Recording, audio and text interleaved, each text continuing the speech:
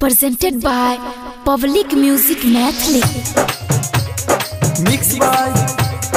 Kipin Divana.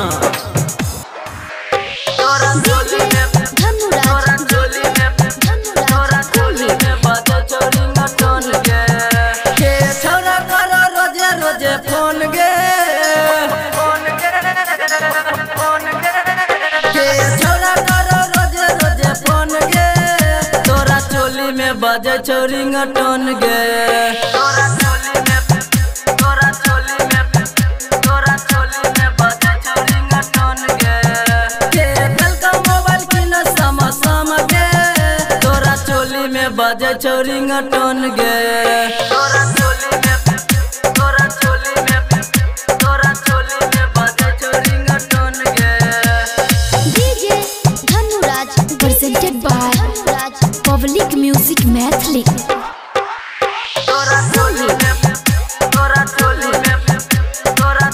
में बाजे चोरिंग टोन गे तनियो न छोड़िया बाय चौबारा दासा गे छोरा सबसे हरदम करे छी रोजे बात गे तनियो न छोड़िया बाय चौबारा दासा गे छोरा सबसे हरदम करे छी रोजे बात गे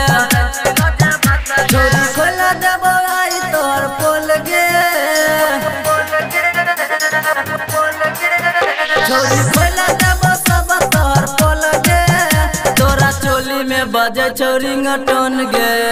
तोरा चोली में बाजे चोरिंग टोन गे DJ Dhanuraj presented by Public Music Mathli. तोरा चोली में बाजे चोरिंग टोन गे राइटर कर छे बात गे राम कल्याण सचिन से छो मुलाकात गे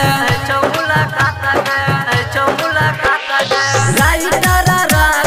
कर छे बात गे दीपक सचिन से छो मुलाकात गे सिंगर विजय चौरा कर रोज फोन गे सोनवा विजय चौरा कर रोज फोन गे तोरा चोली में बाजे चोरिंग टोन गे तोरा चोली में बाजे चोरिंग टोन गे के कल का मोबाइल की न सम गे तोरा चोली में बाजे चोरिंग टोन गे तोरा चोली में बाजे चोरिंग